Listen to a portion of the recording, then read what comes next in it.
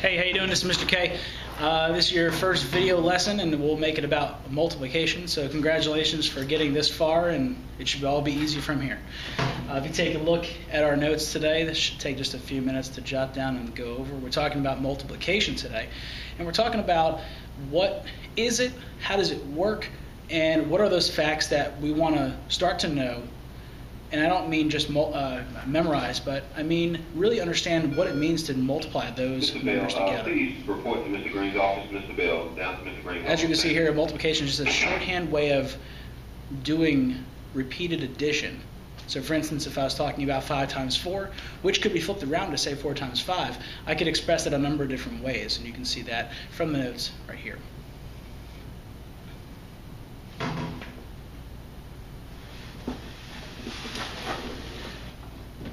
Remember that at any point, if you need to pause, rewind, fast forward, or whatever, you have the power to do that. When it comes to the multiplication facts that we usually start with in the 6th grade to ask for and show mastery, we talk about the facts of the 2s through the 9s.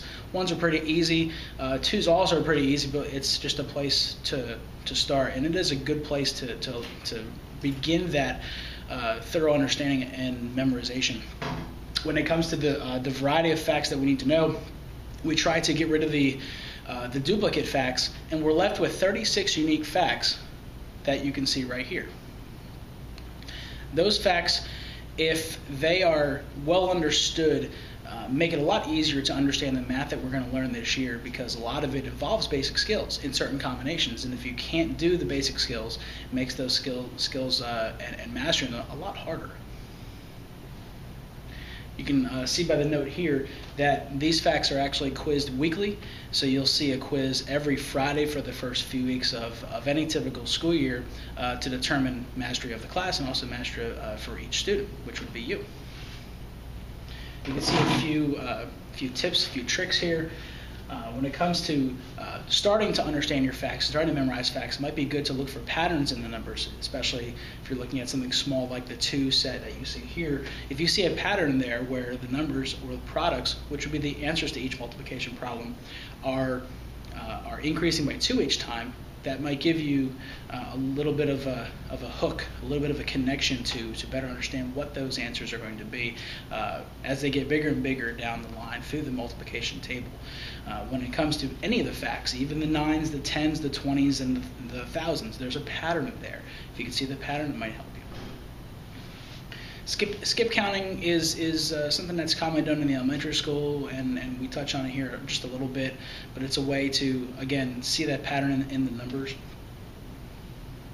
Just keep in mind the goal, and if you can see it here, it says know your facts as fast as you know your name.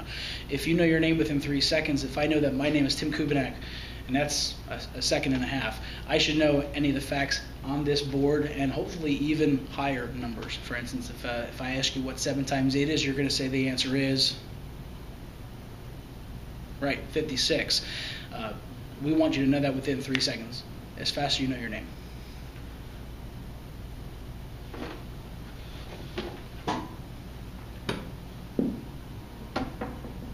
This is for our folks who are a little more adventurous and want to start working with some of those bigger fact sets, getting bigger than the 9 table.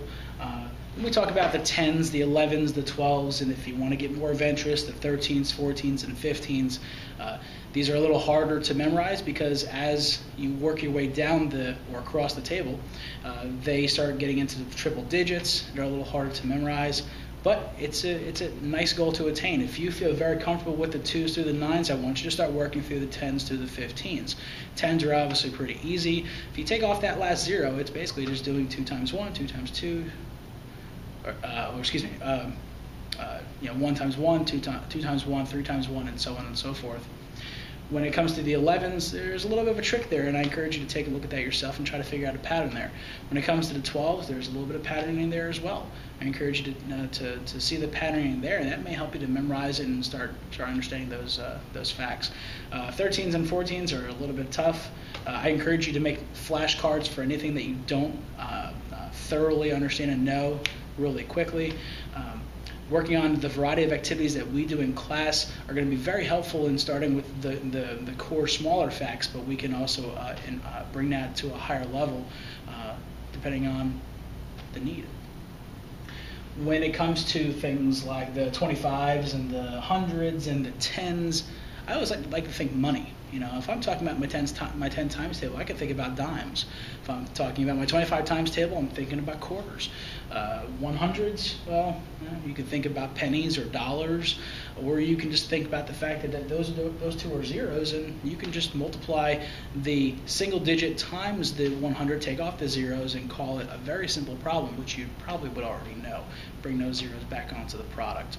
Keep in mind there are a few vocabulary terms that are associated with multiplication. We're talking about the actual term multiplication, talking about the word product, which is the answer to a multiplication problem.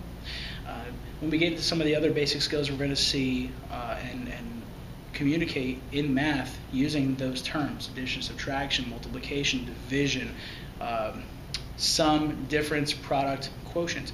All of those terms are going to become commonplace in our classroom, and we want to make sure that we can communicate in math just as well as we can do math too. Have a nice day.